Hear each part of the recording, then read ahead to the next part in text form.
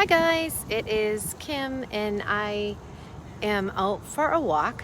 Come one, come all, come join me. And I wanted to come live today and just talk a little bit about virtual learning. All right, today was the first day of virtual learning in the district I teach in. And one of the first things that I did when I was done was, oh my gosh, I gotta go for a walk.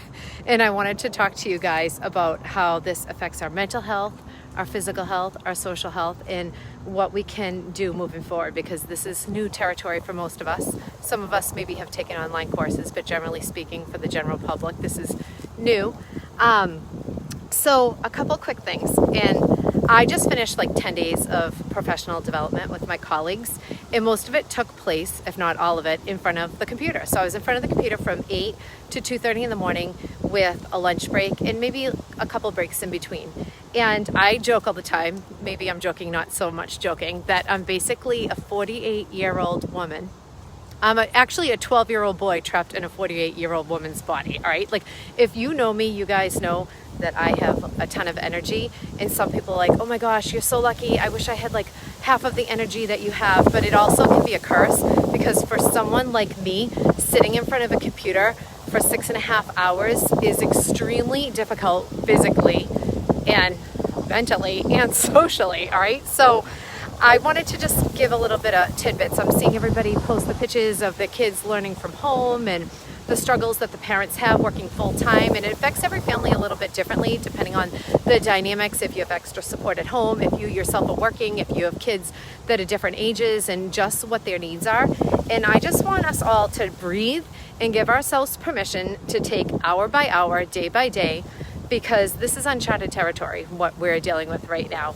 And I just want to make sure parents, most importantly, are taking care of themselves, because we can't be a support to others if we aren't caring for ourselves. And if we notice that our kids need a break, that we communicate that to the teacher. Let teachers know what's working for your kids and what's not, because it's hard for them to know unless you tell them. And I myself, yesterday, was it yesterday or the day before, we had like a 2-hour training, and I had to actually put my headphones in. I know this sounds crazy, and this is how our learning styles are all different. For me, I couldn't concentrate sitting at my computer and just listening to this training for 2 hours. So I actually had to put in my headphones and go for a walk and listen to the training for 2 hours, all right? And I know that might sound crazy to people, but we all have different learning styles and ways that we concentrate differently. And for some of us to sit in front of a computer for that long, we lose our concentration. We're gone, like we're just spent, and we need to get up and move. So I want to make sure that everybody's taking movement breaks. Everybody should be taking a movement break. I heard someone say that the average adult needs a movement break after 20 minutes. So that probably means the average kid needs a movement break after 10 minutes. And just make sure you're communicating with your kids, seeing how they are feeling, what's working for them, what's not, and have these conversations with your teacher, because I can tell you your teacher will appreciate it so much if they know how you're feeling and what works for you and what the things are that you can do different. And just like any other phase in our life, when our kids are little, we're up all night, we're exhausted, we're like, oh my gosh, I can't wait until this stage ends, until they sleep through the night, right?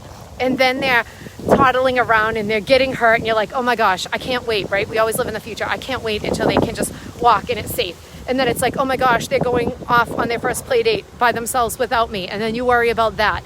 And then it's like, it goes on, right? Then you can't wait for them to get home so you can go to bed. And now, once again, here we are, parents with kids of all different ages, and this affects us all differently. And I just wanted to come on and say, be gentle on yourselves, be gentle on your kids, because this is new territory for all of us. And most importantly, make sure you're taking care of your emotional health and your physical health. And if you need, or your child needs to get up from the computer and take a break, that is okay, right? It's not going to make or break their life if they miss a couple minutes instruction to go get a drink or to go to the bathroom. And let's just like all navigate this together and have a little grace with each other, because this is brand new and something that no one has done before us. So just be kind and gentle on yourselves and grant that to others. And I, especially as an educator, I say that too, because while I'm on the other side of the monitor, whether I have 30 kids or 60 kids in a Google Meetup, I have no idea, right, what's going on in their heads or how they're feeling. So more than ever, I'm asking people to please like talk to me so I know, so I can better help them And I'm just passing that along to you all. And like I said, today I met with a couple of my colleagues. I actually didn't have classes scheduled today, but we met in person. We did a ton of prep. And the first thing that I did after I quickly ran an errand was come over to the lake and just walk around it and feel the fresh air and walk and breathe so I can go on to my next thing. And I want you guys to do the same thing. All right. So have grace for yourself and for others. Blessings. Bye, guys.